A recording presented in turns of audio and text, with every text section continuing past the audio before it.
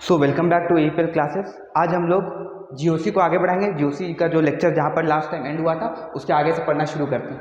Last time हम लोग hybridisation पढ़ रहे थे, तो आज का जो टॉपिक है वो है एप्लीकेशन ऑफ हाइब्रिडाइजेशन। तो जो हाइब्रिडाइजेशन हम लोग पढ़े हैं उसका यूज़ क्या है, उसको कहाँ यूज़ किया जा सकता है। Application of hybridization, application of hybridization. तो दो टॉपिक्स जो हम लोग लास्ट क्लास में भी पढ़े थे वो क्या था, या फिर एप्लीकेशन ऑफ हाइब्रिडाइजेशन के अंदर क्या क्या आता है। Electronegativity, electronegativity of different carbon of different hybridised carbon. इसके बाद स्ट्रक्चर्स, इसके बाद बॉन्ड लेंथ, इसके बाद बॉन्ड एनर्जी एंड स्ट्रेंथ, और last but not the least acidity of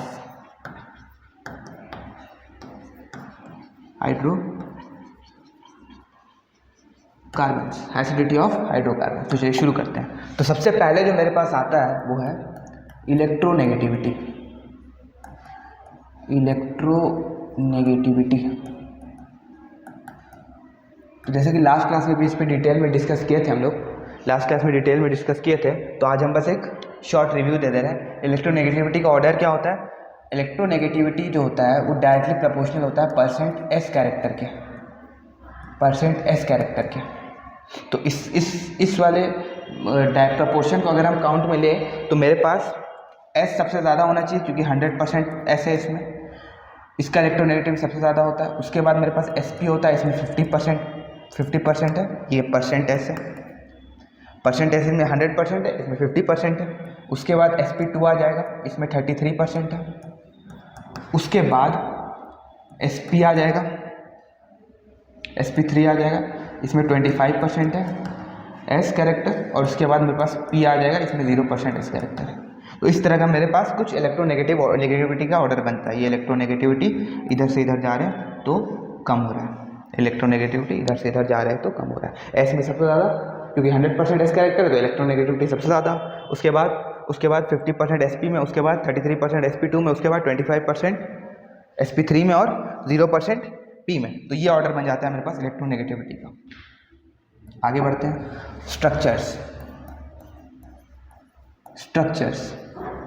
structures भी लास्ट क्लास में डिस्कस किए थे।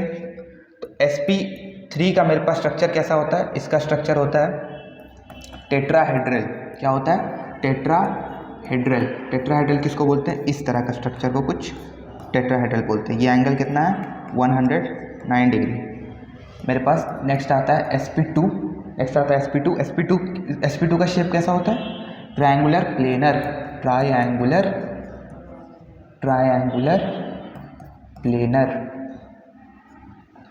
प्लेनर। और मेरे पास sp का शेप कैसा होता है, या फिर इसका स्ट्रक्चर बना देते पहले, ये तो ये कितना है 120 डिग्री। sp क्या होता है, sp का होता है लीनियर। और इसका शेप कैसा होता है, इसका नाम क्या है, इसका शेप इस तरह से होता है। इधर एक एटम और ये दोनों के बीच का एंगल 180 डिग्री।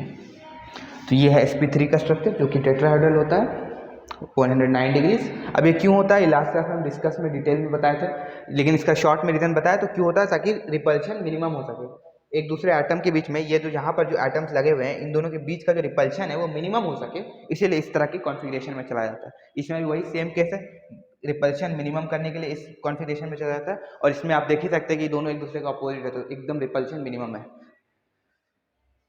नेक्स्ट आगे बढ़ते हैं। तो ये हो गया रिवीजन पार्ट जो लास्ट क्लास में हम लोग डिस्कस कर चुके हैं। आते हैं इस वाले लेक्चर का मेन टॉपिक्स पे, जो कि है बॉन्ड लेंथ। बॉन्ड लेंथ क्या होता है, दो एटम्स के बीच का जो डिस्टेंस होता है, the distance between two atoms bonded together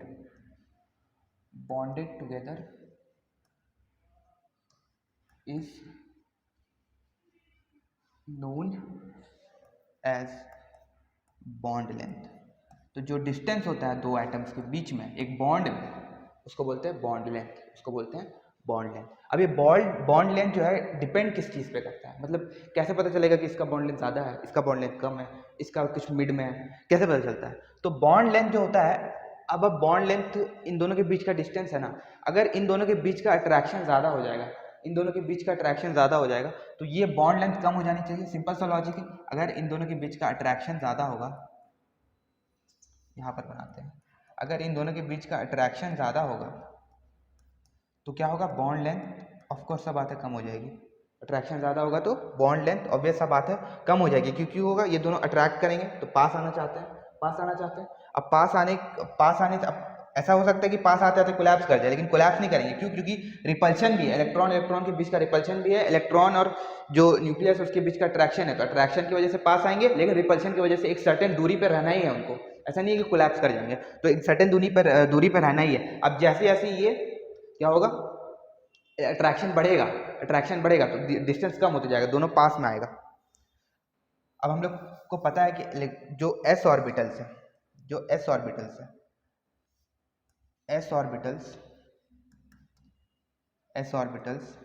are closest to the nucleus.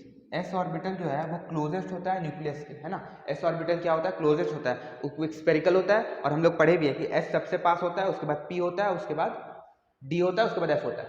इस तरह का ऑर्डर है क्लोजनेस का, क्लोजनेस विथ न्यूक्लियस का। तो एस जो होता है वो सबसे ज्यादा क्लोज होता है, क्लोज होता है। तो इससे हमको क्या पता चल रहा है कि अगर परसेंट एस जिसमें ज्यादा होगा क्लोजनेस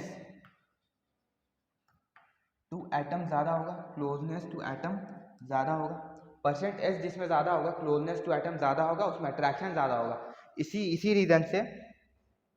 इसी रीज़न से मेरा जो बॉन्ड लेंथ है वो इन्वर्सली प्रोपोर्शनल होता है किसके, परसेंट एस कैरेक्टर के।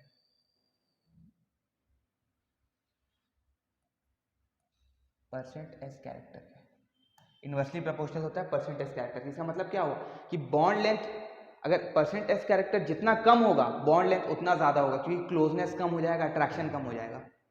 ठीक है, समझ में आया? जितना ज्यादा परसेंट एस होगा मेरा, या जितना कम परसेंट एस होगा, बॉन्ड लेंथ उतना ज्यादा होगा, क्योंकि उतना कम अट्रैक्शन होगा। और परसेंटेज जितना ज्यादा होगा बॉन्ड लेंथ उतना कम हो जाएगा, क्योंकि अट्रैक्शन ज्यादा होगा, तो एक दूसरे के पास वो ज्यादा आएगा, जिसकी वजह से बॉन्ड लेंथ जो है वो कम हो जाएगा। सिंपल सा लॉजिक है। अट्रैक्शन ज्यादा बॉन्ड लेंथ कम, अट्रैक्शन ज्यादा बॉन्ड लेंथ कम। ठीक है, अट्रैक्शन कम बॉन्ड लेंथ ज्यादा। अट्रैक्शन किस पे डिपेंड करता है, परसेंटेज पे। परसेंटेज सब होता है, ये डायरेक्टली प्रोपोर्शनल होता है इलेक्ट्रोनेगेटिविटी के भी, और इलेक्ट्रोनेगेटिविटी हम लोग कैसे निकालते हैं, हाइब्रिडाइजेशन से निकालते हैं। इलेक्ट्रोनेगेटिविटी कैसे निकालते हैं हम लोग, हाइब्रिडाइजेशन से निकालते हैं। परसेंटेज मेरे पास क्या होता है, डायरेक्टली प्रोपोर्शनल होता है इलेक्ट्रोनेगेटिविटी। ठीक है, या इसको हम डायरेक्टली यहाँ पर लिख देते हैं, क्योंकि bond length inversely proportional percent S character के, तो ये इन्वर्सली प्रोपोर्शनल हो जाएगा इलेक्ट्रोनेगेटिविटी के भी,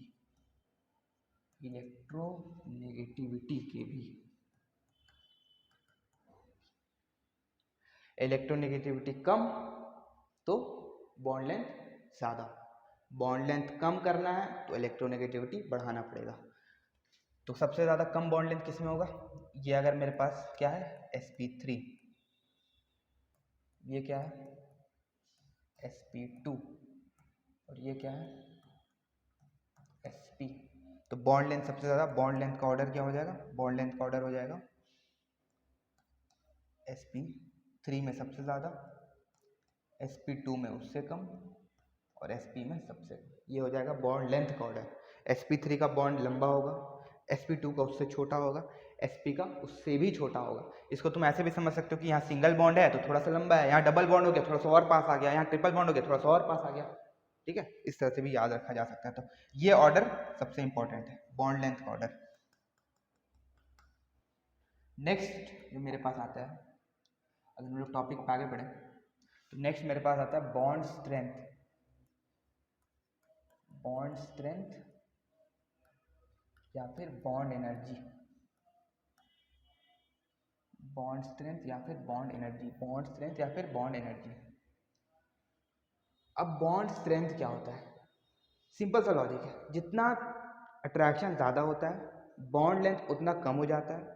अब बॉन्ड लेंथ जितना कम होगा, दो आइटम जितना पास आएगा उन दोनों में अट्रैक्शन ज़्यादा होगा, क्योंकि कूलम्बिक फोर्स, अगर तुम लोग एनालॉजी लेना चाहते हो तो कूलम्बिक फोर्स क्या होता है? डिस्टेंस के इन्वर्सली प्रोपोर्शनल होता है, जितना पास उतना ज़्यादा फोर्स। तो इस तरह से भी एनालॉजी बिठा सकते हो कि दो एटम जितना पास आएगा उन दोनों का बॉन्ड स्ट्रेंथ उतना ज़्यादा होगा, जो एटम जितना पास होगा वो लोग का बॉन्ड स्ट्रेंथ उतना ज़्यादा होगा। ठीक है, तो अगर हम बनाए यहाँ पर बॉन्ड स्ट्रेंथ और bond strength, bond energy same चीज़ है, सेम चीज़ नहीं है लेकिन सेम चीज़ मान सकते हैं, मतलब दोनों सेम ही चीज़ पे डिपेंड करता है।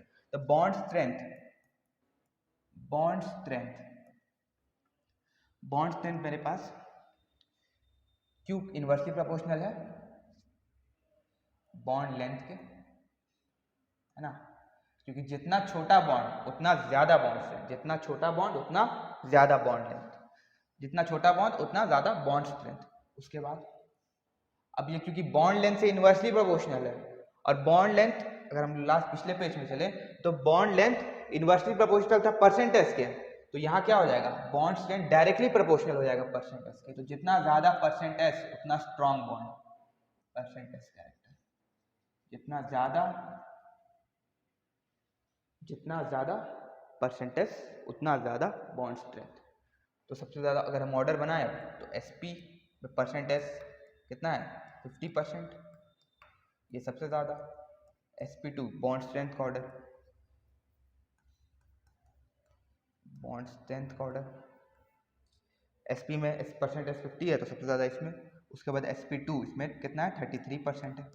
और उसके बाद किस में आता है? SP3 में, ये है 25%। तो सबसे लंबा बॉन्ड SP3 का और सबसे वीक बॉन्ड भी SP3 का, सबसे छोटा बॉन्ड SP का और सबसे स्ट्रॉन्ग बॉन्ड भी SP का। ठीक है, ये आ गया बॉन्ड स्ट्रेंथ, बॉन्ड लेंथ। और मेरे पास क्या टॉपिक बचा?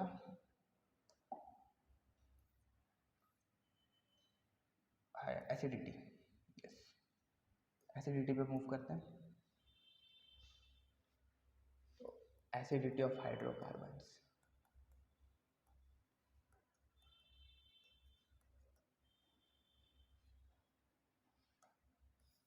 तो एसिड का मतलब क्या होता है? एसिड जो मेरे पास होता है, एसिड किसको बुलाते हैं? सिंपल भाषा में बोला जाएगा तो एसिड होता है वो जो H+ को डोनेट करता है या H+ देता है। H+ donor, H+ donor, H+ donor. ठीक है, H+ डोनर। अच्छा, अब कैसे पता चलेगा कि कौन ज़्यादा एसिडिक है कौन कम एसिडिक है? कैसे पता चलेगा? इसका एक तरीका है जो कि इलेक्ट्रोनेगेटिविटी से हम लोग डिफाइन कर सकते हैं। अगर मेरे पास एसिड है, अगर हम एक एग्जांपल लें, या इसके लिए एक काम करते हैं, पहले एक एग्जांपल लेते हैं। CH3 triple bond CH, triple bond CH, ये है मेरे पास इथाइलिन बोलते हैं, ये नाम रहने देते हैं। ये क्या हो गया? CH triple bond CH, CH triple bond CH। अगर हम इस वाले हाइड्रोजन को निकाल दें, इस वाले हाइड्रोजन को निकाल दें तो ये मेरे पास क्या बनेगा? इस तरह से। अगर हम -H+ कर दें, अब H+ लेके गया है, H क्या गया? प्लस लेके गया, तो यहाँ पर एक माइनस आ जाएगा, यहाँ पर एक माइनस आ जाएगा। अब ये इसको क्या बोलते हैं? ये है कॉन्जुगेट बेस, इसका नाम है कॉन्जुगेट बेस, इसका नाम है कॉन्जुगेट बेस। तो stability of conjugate base increases, this implies acidic nature increases।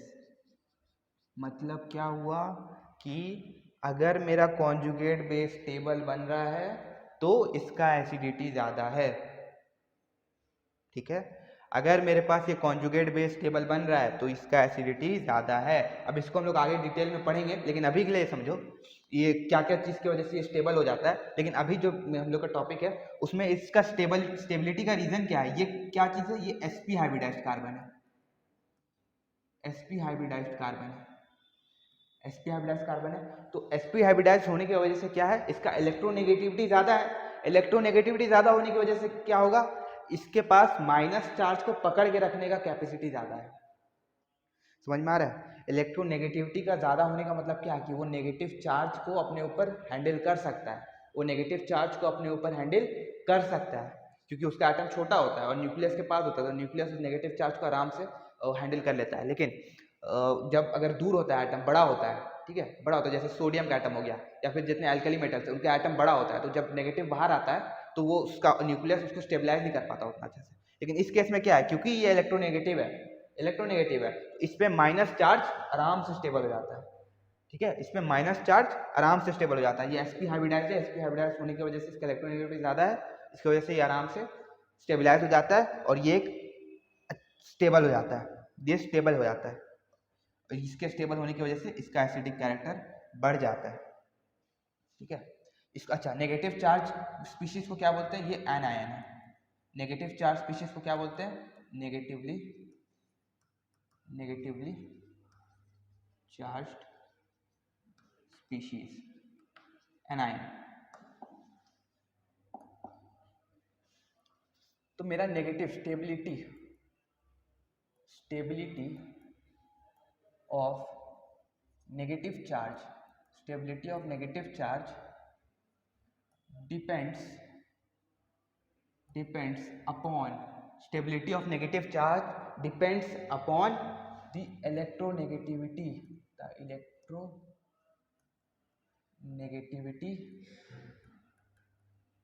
Of the atom.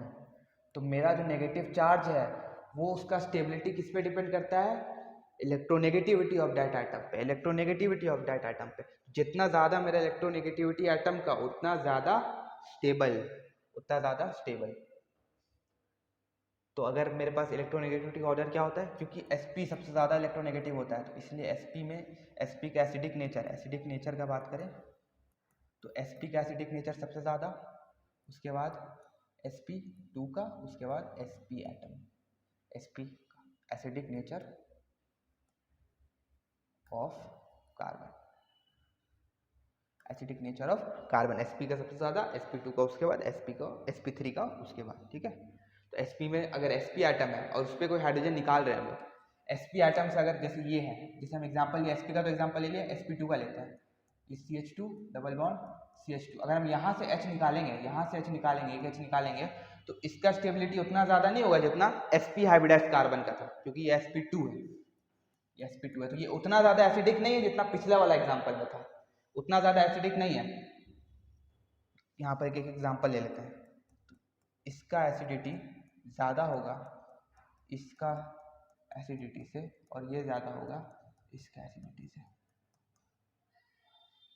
ठीक है, इसका एसिडिक नेचर ज़्यादा होगा इसका एसिडिक नेचर से और फिर इसका एसिडिक नेचर से। ठीक, अच्छा, अब क्योंकि इलेक्ट्रोनेगेटिविटी पे डिपेंड करता है, तो एक और चीज़ मेरे पास क्या आता है, हम लोग जब पीरियोडिक टेबल का बात करें, पीरियोडिक टेबल जब लेफ्ट से राइट जाते हैं, लेफ्ट टू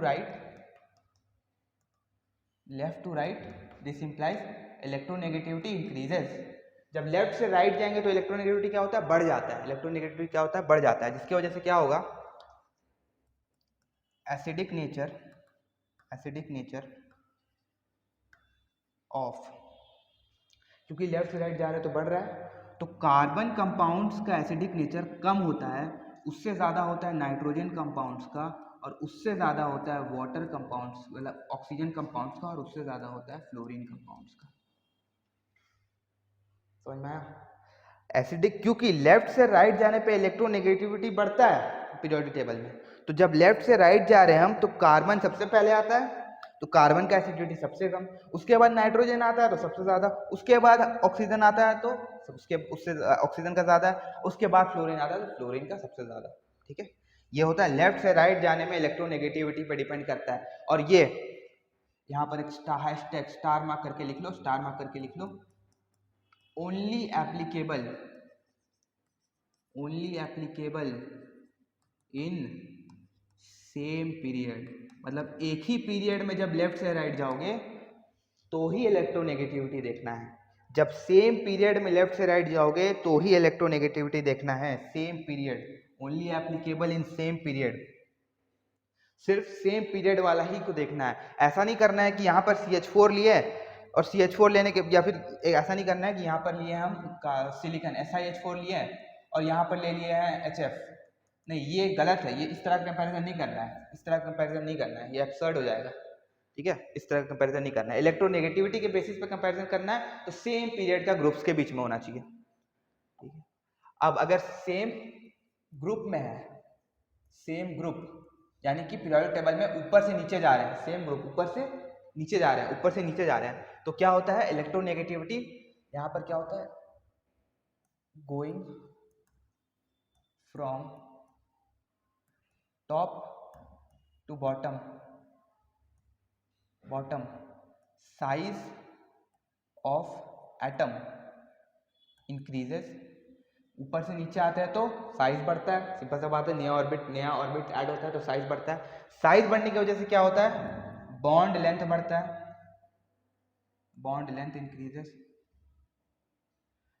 साइज बढ़ने की वजह से क्या होता है, अब पास नहीं आ सकता दो एटम, तो बीच का जो बॉन्ड लेंथ है वो दूर हो जाएगा। बॉन्ड लेंथ बढ़ने से क्या होता है, बॉन्ड एनर्जी डिक्रीजेस।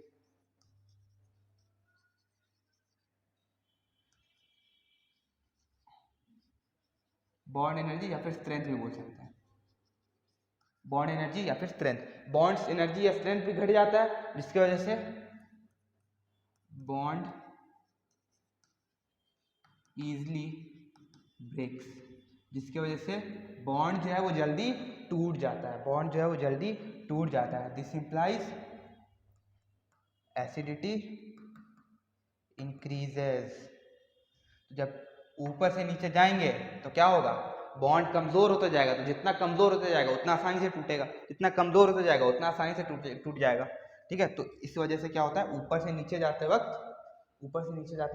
एसिडिटी बढ़ता है। तो ऑर्डर मेरे पास क्या बनेगा, सबसे पहले आएगा HI, ये हेलोजेंस में बात कर रहे हैं, HI, उसके बाद HBr, उसके बाद HCl, उसके बाद HF, एसिडिक नेचर।